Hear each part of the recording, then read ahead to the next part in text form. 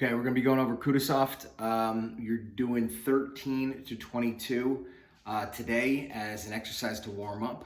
After you're done with this, you go through the PDF, go down to the bottom of the PDF, you can check your answers, or you can watch all the videos to see how I do them and check your answers there. Either way, when you feel confident, then the next phase is you're gonna go to IXL.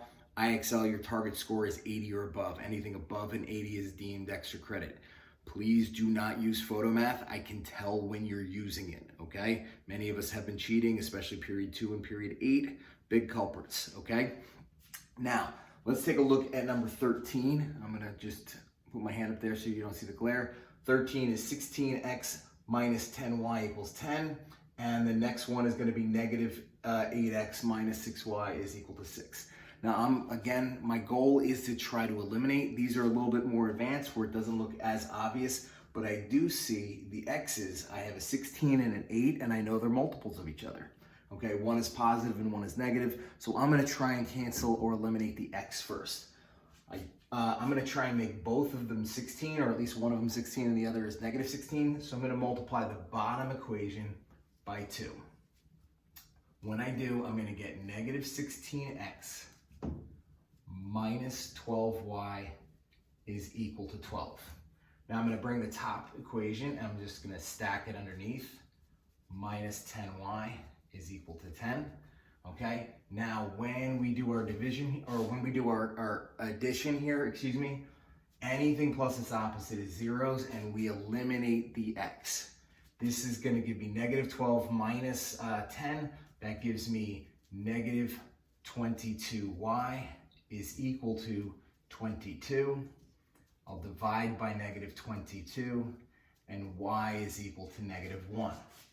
Okay, now I can take the negative 1 back to any equation. I'm going to go to the top equation here. I've got 16x minus 10y, but I'm now going to replace the y with negative 1, and that equals positive 10. Negative times a negative is positive. 16x plus 10 is equal to 10. I'm simplified on the left-hand side. I'm simplified on the right-hand side, so let's go ahead and solve. I subtract 10. That gives me 16x equals 0. Divide by 16, and x is equal to 0.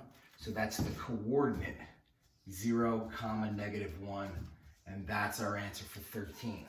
Moving on to 14. Okay. I've got 8x plus 14y is equal to 4, and I've got negative 6x minus 7y is equal to negative 10.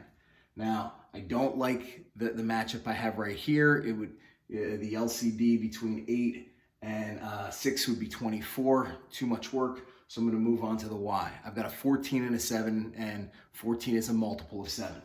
So I've got a positive 14 here. Let's get a negative 14 underneath. So I'm going to multiply the bottom equation by 2. That's going to give me negative 12x minus 14y is equal to negative 20. So I multiply the entire bottom equation by 2. I'm going to move the top equation underneath so I can add them easily. Okay. Negative 12 plus 8 is negative 4x. Anything plus its opposite is 0, so we've eliminated y. Negative 20 plus 4 is going to be negative 16. We'll divide both sides by negative 4, and x is going to be equal to positive 4. Okay? Now that we know what x is, I can take x back to any equation. Let's go to the top one. All right, I like to go back to equations that have all positives in it. It just makes life a little bit easier. So now we have 8x, but I'm going to replace the x with what x is equal to. Plus 14y is equal to 4. 8 times 4 is 32. Plus 14y is equal to 4. Now, I'm simplified on the left-hand side, simplified on the right-hand side, so we'll go ahead and solve. Subtract 32. 14y is going to equal negative 28. Divide by 14, and we got y is equal to negative 2. So the coordinate where the two lines cross is going to be for negative 2.